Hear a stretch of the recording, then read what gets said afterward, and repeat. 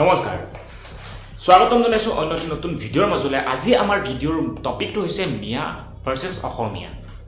হয়তো এইটো যদি নকৈ পিনে বিজেপি ভাৰ্চেছ কংগ্ৰেছ, এইটো নামটো সলনি বৰ্তমান হৈছে মিয়া ভাৰ্চেছ অসমীয়া। আজি বৰ্তমান অসমৰ বা ভাৰতবৰ্ষৰ পৰিস্থিতিটো এনেকুৱা হৈ গৈছে, যদি আপুনি বিজেপিক ছাপোৰ্ট কৰে তেনেহ'লে আপুনি এগৰাকী হিন্দু, কট্টৰ হিন্দু, আৰু যদি পাইছেন আপুনি মুছলমানসকলক ছাপোৰ্ট কৰে তেনেহ'লে আপুনি এগৰাকী মুছলিম, কট্টৰ মুছলিম, হিন্দু বিৰোধী। যোনে কংগ্ৰেছক ছাপোৰ্ট কৰে সি মুছলিম, যোনে বিজেপি ছাপোৰ্ট কৰে সি হিন্দু, লাগে সি সৰু হওক, কেনেকুৱা মানসিকতাৰ হওক, কিন্তু মেটাৰ নকৰে। এই বস্তুটো আজি আমাৰ সত্তাত থকা পাৱাৰত থকা দলটোৱে প্ৰমোট কৰে। দুদিন পিছে আহি কেমেৰাৰ আগত প্ৰেছ কনফাৰেঞ্চ কৰি পিনে ক'ব, মই যদি 2026 ইলেকশ্যন জিকিব নোৱাৰোঁ নহয় তেনেহ'লে অসমখনক মিয়াই দখল কৰিব, মিয়াই ৰাজত্ব কৰিব, অসমীয়াসকলক বোলে কাটি নদীত উটুৱাই দিব। আপোনালোক এটা কথা নিশ্চিত হ'ব, যিদিনাখনে ইয়াত বিজেপি নাথাকে, দিছপুৰৰ পৰা আৰম্ভ কৰি গোটেই অসমখন ন্যায় লৈ ল'ব। Development, education, unemployment, women empowerment, জুবিনদাৰ জাষ্টিছ, এইবোৰ গ'ল ভাৰ্মে। প্ৰথমে আমি অসমীয়া জাতিটো ৰক্ষা কৰিম, হিন্দু ধৰ্ম ৰক্ষা কৰিম। আৰু ভাইহঁত তহঁতক এটা কথা সুধিছোঁ, তহঁতে যদি এই বেৰোজগাৰ মানুহখিনিক যদি অলপমান কামেই ধৰাই দিয়ক, খাবলৈ নোপোৱা কিছুমান হস্পিটেলৰ এখন ব্যৱস্থা কৰি দিয়ক, ৱমেন এম্পাৱাৰমেণ্টৰ কাম কৰক, সেইবোৰ পিছৰ কথা। আমি প্ৰথমে জাতি ৰক্ষা কৰিম। মানে ষ্টেটখনৰ আধা লোকক বৰ্তমান ফ্ৰী চাউল, দালি, তেল আদি দি থাকিবলগীয়া হৈছে। বহুত লোকক আজি অৰুণোদয় পইচা দি তেওঁলোকৰ ঘৰখন চলাবলগীয়া হৈছে। আজি এডুকেশ্যনৰ অৱস্থা, হেল্থ ছেক্টৰৰ অৱস্থা এনেকুৱা দুৰৱস্থা হৈছে যে সাধাৰণ এটা মেডিচিন পাবৰ কাৰণে তাত হাবাথুৰি খাবলগীয়া হৈছে। তাৰ উপৰিও 500-600 টকা আঁচনি ধৰাই দি পিনে আমাৰ জাতিটো বৰ উন্নত, মানে বহুত উন্নয়নমূলক কাম কৰি আছে। আৰু ইয়াকে যদি কোনোবাই যদি উল্টাই প্ৰশ্ন কৰে তেনেহ'লে তাক আনছাবস্ক্ৰাইব কৰি দিবি, কবি যে না ই কট্টৰ বিৰোধী, ই কট্টৰ হিন্দুত্ব বিৰোধী, ই হিন্দু হ'বই নোৱাৰে। ভাই কিয়? মোৰ ভিডিঅ'টো বনোৱাৰ মেইন উদ্দেশ্য হৈছে মই চৰকাৰখনলৈ 4টা প্ৰশ্ন সুধিব বিচাৰোঁ। 4টা মোৰ প্ৰশ্ন আছে মেইনলি। 2014 চনৰ আগত কংগ্ৰেছ চৰকাৰ আমাৰ অসমতো আছিলে, প্ৰায় গোটেই দেশখনত প্ৰায় কংগ্ৰেছ চৰকাৰৰ ৰাজত্ব আছিলে। তেতিয়া আমাৰ হিন্দু ধৰ্ম বা অসমীয়া ধৰ্ম কি, অসমীয়া জাতিটো কিবা অসুৰক্ষিত আছিল নেকি? অসমীয়া জাতিটোৰ লোকে চাকৰি পোৱা নাছিলে, অসমীয়া জাতিটোৰ লোকে ঘৰ পোৱা নাছিলে, নে অসমীয়া জাতিটোৰ ৰেচন কাৰ্ডৰ বস্তু পোৱা নাছিলে? ৰেচন কাৰ্ডৰ যোনখিনি আজি বস্তু দি আছে সেইখিনিতো কংগ্ৰেছৰ দিনৰ পৰা আছিলে, তেতিয়াতো আৰু বেছিকৈ আছিলে। মনৰেগা আঁচনিৰ জৰিয়তে বহুত লোকে কাম কৰিব পাৰিছিল। এতিয়াতো সেইটো অসমত কোনো নামো নিচানে নাই। এই 2014 চনৰ আগত অসমীয়া বা হিন্দুৰ যিটো অৱস্থা আছিলে, এই 2014 চনৰ পাছত এতিয়া 2026লৈকে অসমীয়াৰ অৱস্থা সেই একেই আছে। হয়তো এতিয়া অসমীয়া বা হিন্দু জাতিটো অকণমান মানে বেছি চিন্তনীয় হৈছে, কাৰণ আমাৰ কিছুমান বিজেপিৰ ৰক্ষকে যেনে হিমন্ত বিশ্ব কনফাৰেঞ্চ কৰি আহি ক'ব, ভোটটো তোমালোকে মোকেই দিবা, যদি তোমালোকে মোক ভোট নিদি বাই চান্স গৌৰৱ গগৈ মুখ্যমন্ত্ৰী হ'বলৈ পালে তেনেহ'লে তোমালোকৰ নুনু কাটি মিয়া বনাব। সেইটোৱে ক'লে বাকী আছে বৰ্তমান। আপুনি এগৰাকী চিটিং চিফ মিনিষ্টাৰ হিচাপে আপুনি বহুত ডাঙৰ এটা পজিশ্যনত বহি আছে। তাৰ তুলনাত আপুনি যোনবিলাক নগণ্য একদম তুচ্ছ তাচ্ছিল্য যোনটো মন্তব্য কৰিছে, ঐ অসমীয়া, ঐ হিন্দু, বিজেপিক ভোট দে, বিজেপিক ভোট নিদিলে অসম আৰু ভাৰতবৰ্ষখন পাকিস্তানলৈ পৰিণত হ'ব, মানে কেনেকুৱা চিপ ধৰণৰ কথা। আৰু অসমীয়াৰ যোনটো নীতি অৱস্থা বৰ্তমান হৈ আছে সেইটোক সেইটোৰ লৈ যদি কোনোবাই প্ৰশ্ন কৰে, না এইবিলাক লৈ প্ৰশ্ন নকৰিবি, তহঁতৰ জাতিটো প্ৰথমে ৰক্ষা কৰিব লাগিব, তহঁতে আমাক ভোট দে, আমি জাতি ৰক্ষা কৰিম প্ৰথমে, বাকী তহঁতে 1200 টকা ল, আঁচনি মুখত মাৰিছোঁ, আঁচনি লৈ সততাই সুখী থাক, তাৰ আগৰ ওপৰত বেছি প্ৰশ্ন নকৰিবি। প্ৰশ্ন নম্বৰ 2, আপুনি যদি সঁচাকৈ এগৰাকী অসমীয়া বা হিন্দু প্ৰেমী তেনেহ'লে এই লোকসকলক আজিলৈকে এতিয়ালৈকে মাটিৰ ব্যৱস্থা কিয় কৰি দিব পৰা নাই? দুদিন পেছে তেওঁলোকে খানাপাৰা জেগাখিনিত প্ৰটেষ্ট কৰে, কিবা কিবি ধৰ্ণা দিয়ে, তথাপিও আজিলৈকে কিয় মাতি ইমান বছৰ কিয় ধৰিলে? এয়াই আপোনাৰ আমাৰ জাতিটোৰ প্ৰতি প্ৰেম নেকি? এয়াই আপোনাৰ হিন্দু ধৰ্মৰ প্ৰতি প্ৰেম নেকি?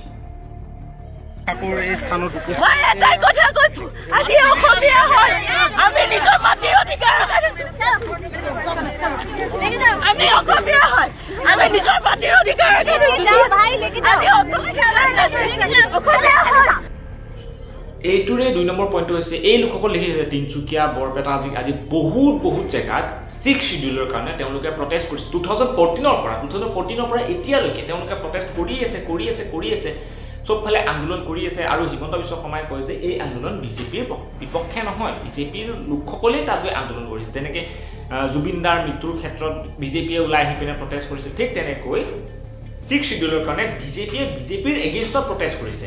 মতলব হোৱাট দ্য ফাক? তেওঁলোকে চিডিউল ট্ৰাইবৰ কাৰণে আন্দোলন কৰি আছে, কোনো আমাৰ বিৰুদ্ধে আন্দোলন কৰা নাই। চিডিউল ট্ৰাইব লাগে, তেওঁলোকৰ দাবীটোক আমিও সমৰ্থন কৰোঁ। গতিকে এইটো কাৰো বিৰুদ্ধে আন্দোলন নহয়। আন্দোলনটোত বিজেপিৰ মানুহো লগত আছে। আৰু এই প্ৰশ্ন নম্বৰ 2 নম্বৰ পইণ্টটো হৈছে অসমৰ পৰা আজি হাজাৰ হাজাৰ ল'ৰা, চলো মিয়াখিনি এক্সট্ৰা কৰিলোঁ, অসমৰ পৰা অসমীয়া হিন্দু ল'ৰাইতো আজি হাজাৰ হাজাৰ ল'ৰা গৈ অসমৰ বাহিৰত কাম কৰিবলগীয়া হৈছে। কিয়? কাৰণ অসমত কামৰ অভাৱ, কাম থাকিলেও তাত ইমানখিনি পইচা পোৱা নাযায় যে তেওঁলোকে নিজৰ ঘৰটোও পালন কৰিব।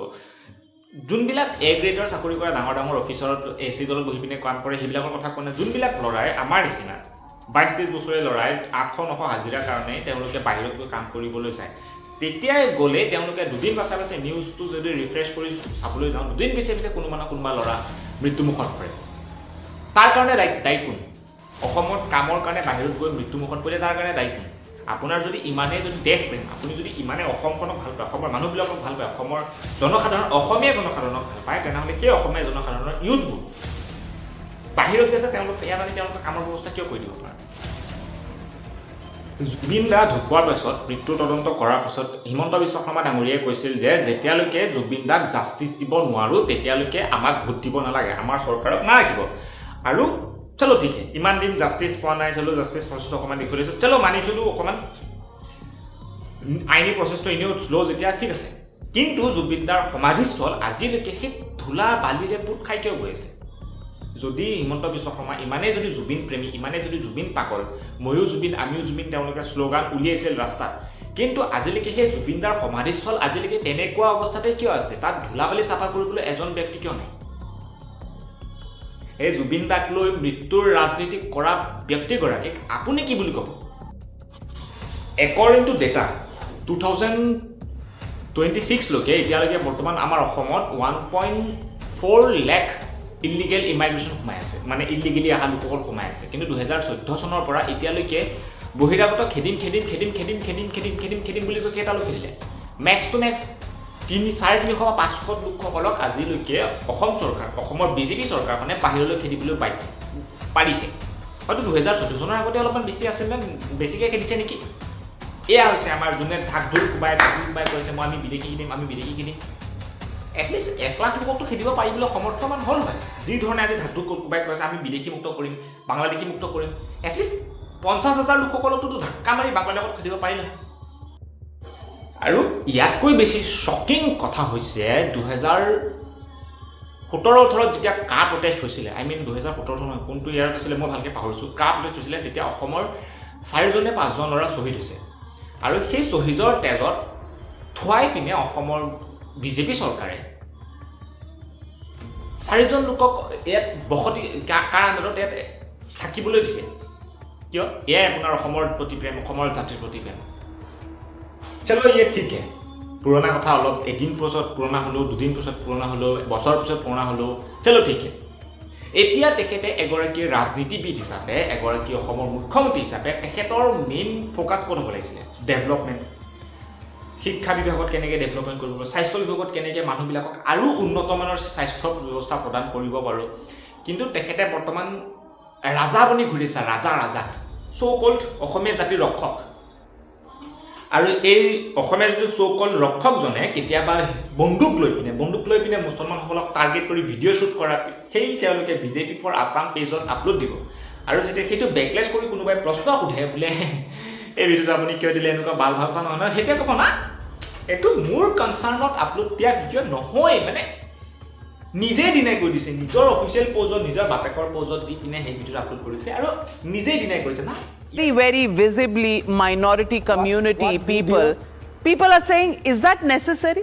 No, আৰু যেতিয়া অপজিশ্যন পাৰ্টিক একো এটা অপশ্যন নাথাকে যে কেনেকৈ তেওঁলোকক প্ৰশ্ন কৰিম, কেনেকৈ তেওঁলোকক জালত পেলাম, তেতিয়াই তেওঁলোকে কিছুমান ষড়যন্ত্ৰ আছে ডাইৰেক্ট ইয়াতো এইও ইহঁতৰ নহ'লে এইও। এতিয়া অসমৰ মানুহক এই দুটা বস্তুৱেই দিছে, হয়তো হিমন্ত বিশ্ব শৰ্মা আহিলে অসমীয়া বাচিব, হিমন্ত বিশ্ব শৰ্মা নাহিলে গৌৰৱ গগৈ আহিলে অসমীয়া জাতি মৰিব। সেইকাৰণে এতিয়া ইনডাইৰেক্টলি ডাইৰেক্টলি হওক গৌৰৱ গগৈ পাকিস্তানে সজাই দিছে, যোনো তোৰ হাত ভৰি নথকা কথা। দুটা পেজ দুটা ৰিল পিছে আহি থাকিব, গৌৰৱ গগৈ পাকিস্তানী যেন গৌৰৱ গগৈ পাকিস্তানী পাইজান পিন্ধি আল্লাহু আকবৰ কৰিছে, মতলব কোনো চেন্স আৰু হাত ভৰি একো নাই। এনেকুৱা যদি বাই চান্স কোনোবা অপজিশ্যন লিডাৰে কোনোবা যদি সত্তাত থকা এটা দলৰ লগত কৰে, তেওঁলোকক ডিফেমেশ্যন কেছ লগাই গোটেই জিন্দগীৰ কাৰণে পলিটিক্স খেলিব নোৱাৰা অৱস্থাত কৰিব। কিন্তু আজি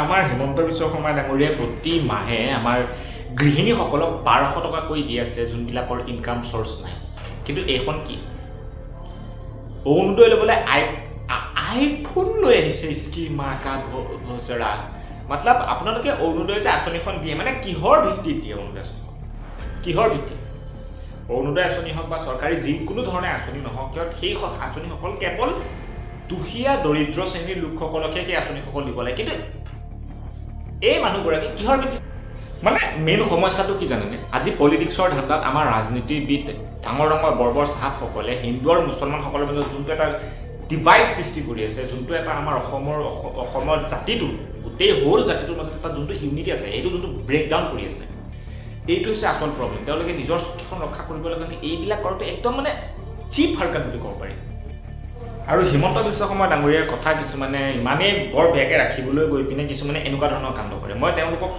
চৌকল দালাল আৰু অসমীয়া জাতিৰ সংগঠন নকয় মই চৌকল দালাল বুলিয়ে ক'ম তেওঁলোকে অসমীয়া জাতিৰ ৰক্ষাৰ কাৰণে ঘটিডাল একো কাম নকৰে ষ্টিল হিমন্ত বিশ্ব শৰ্মাই এনেকুৱা কিবা এটা কোৱাৰ পাছত তেওঁলোকে হাতে হাতে এটা লাখুটি লৈ তেওঁলোকে চহৰতে ওলাই নাযায় চহৰত আহিলে জানে তেওঁলোকৰ পকৰটো ফালা যাব চহৰলৈ ওলাই নাযায় তেওঁলোকে গাঁৱত সৰু সৰু জেগাত যাব মুছলমানসকলে বিচাৰি যাব ঐ ভণ্টি মুছলমান ক'ৰবাত আছে নেকি মুছলমান ক'ৰবাত আছে নেকি মতলব দালালিত এটা সীমা থাকে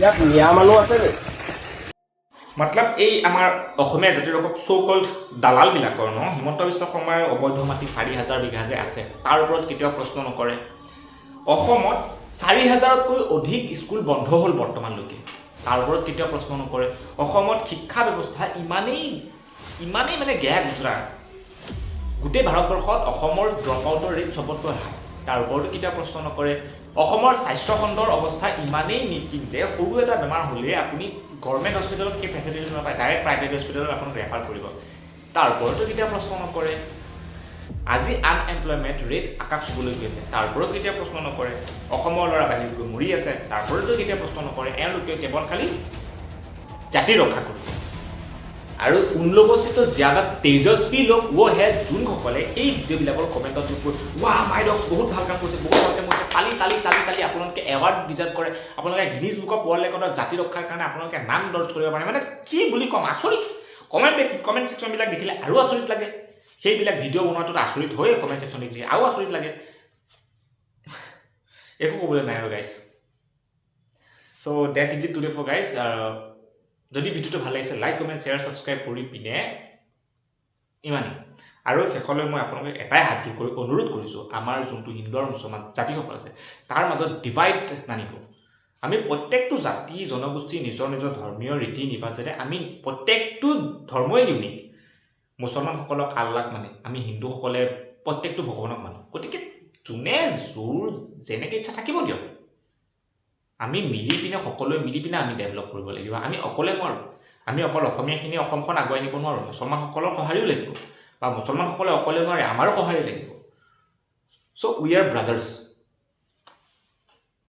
মানে মেইন সমস্যাটো কি জানেনে আজি পলিটিক্সৰ ধান্দাত আমাৰ ৰাজনীতিবিদ ডাঙৰ ডাঙৰ বৰ্বৰ চাহাবসকলে হিন্দু আৰু মুছলমানসকলৰ মাজত যোনটো এটা ডিভাইড সৃষ্টি কৰি আছে যোনটো এটা আমাৰ অসমৰ জাতিটো গোটেই হোল জাতিটোৰ মাজত এটা যোনটো ইউনিটি আছে এইটো যোনটো ব্ৰেকডাউন কৰি আছে এইটো হৈছে আচল প্ৰব্লেম তেওঁলোকে নিজৰ চুক্তিখন ৰক্ষা কৰিবলৈ কাৰণে এইবিলাক কৰোঁতে একদম মানে চিপ হাৰকাত বুলি ক'ব পাৰি তেওঁলোকৰ কাম হৈছে গোটেই জাতিটো প্ৰত্যেকটো জাতি এটা মিলাই পিনে এটা ষ্ট্ৰং জাতি বনোৱা যাতে এইটো প্ৰত্যেকটো সমস্যাৰ লগত থিয় হৈ থাকিব পাৰে কিন্তু আজি কৰি কি আছে তাৰে কিছুমান এইবিলাক কনচিকুৱেঞ্চ চাওক